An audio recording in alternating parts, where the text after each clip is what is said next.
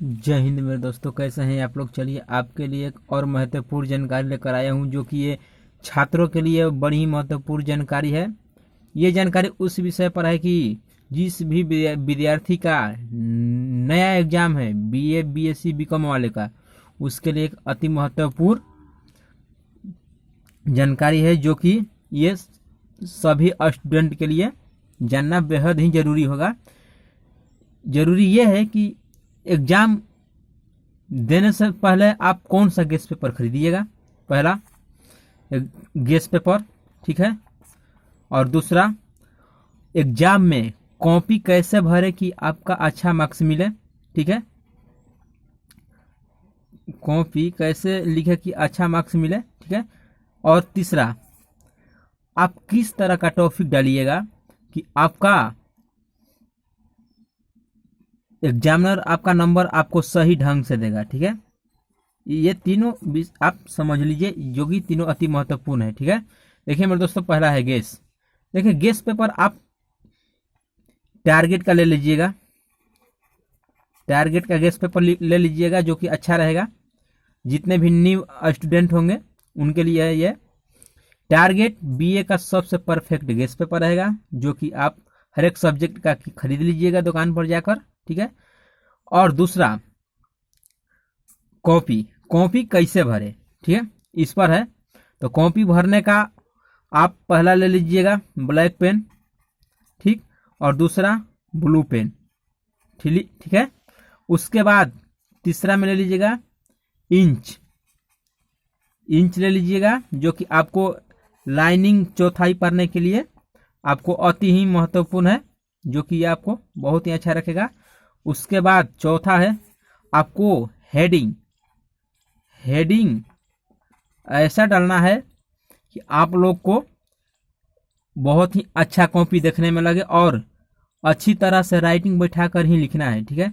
और देखिए पांचवा, आप प्रश्न कॉपी पर नहीं लिखना है, आपको डायरेक्टली आंसर लिखना है। आपको आंसर इस तरह का लिखना है, जिसे मान लीजिए कि आपका कॉपी हो गया, यहाँ पर आप लिख लीजिएगा प्रश्न नंबर, ठीक है। प्रश्न नंबर ब्लैक पेन से लिखिएगा। उसके बाद यहाँ पर आंसर लिख दीजिएगा ब्लू पेन से, और अपना आंसर लिखना शुरू कर दीजिएगा मेरे दोस्तों, जो कि आपको अच्छी तरह राइटिंग में लिखना है, सोच समझ कर लिखना है। और इस तरह का चौथाई इंच खींच दीजिएगा, जो कि आपके लिए ही महत्वपूर्ण रहेगा, ठीक है मेरे दोस्तों। अगर आप इतना बात समझ लेते हैं तो आपका बीए में किसी भी प्रकार का कोई नंबर में कोई दिक्कत नहीं होगा। वैसे तो नंबर आपको जनरल मार्क्स ही मिलेंगे, आप कितना भी ट्राई कर लीजिएगा, लेकिन इस तरह से आप कॉपी को सजा कर लिखिएगा, सोच समझ कर लिखिएगा, रोल नंबर अपना सब सही डालिएगा।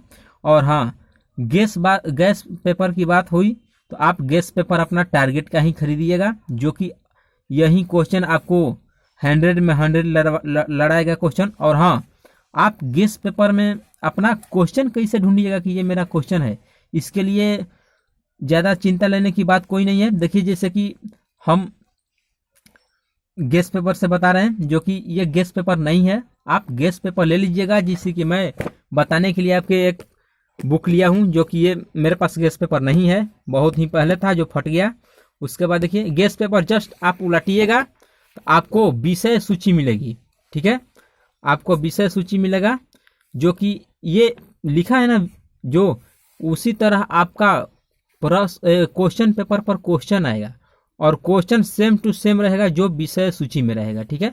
और उसी से अपना क्वेश्चन का आंसर ढूंढ लीजिएगा, और पेज नंबर पर जाकर और अपना क्वेश्चन का आंसर लिख लीजिएगा, ठीक है। आपको कैसे ढूंढना है गेस पेपर में क्वेश्चन, तो देख लीजिए विषय सूची में आपको प्रश्न नंबर मान लीजिए कि 1 का ढूंढना है, उसी तरह सेम टू सेम होगा गेस पेपर के विषय नंबर में, क्या विषय सूची में सेम टू सेम उसी तरह से आपको खोजना है, और पेज नंबर उघाड़ कर आपको भर देना है, ठीक है मेरे दोस्तों। आप तो समझ गए होंगे कि गेस में कैसे खोजना है। विषय सूची द्वारा आपको आंसर खोजना है, जो कि आंसर डायरेक्टली मिल जाएगा, क्वेश्चन आएगा वहीं direct to direct, same to same, जैसा क्वेश्चन पूछेगा वैसा ही same to same guess paper में ही विषय सूची पर रहेगा, ठीक है मेरे दोस्तों। उसी से आंसर खोज लीजिएगा और अपने कॉपी को बढ़िया से लिखिएगा और सोच समझ कर लिखिएगा मेरे दोस्तों। चलिए मिलते हैं अगले वीडियो में, तब तक के लिए जय हिंद।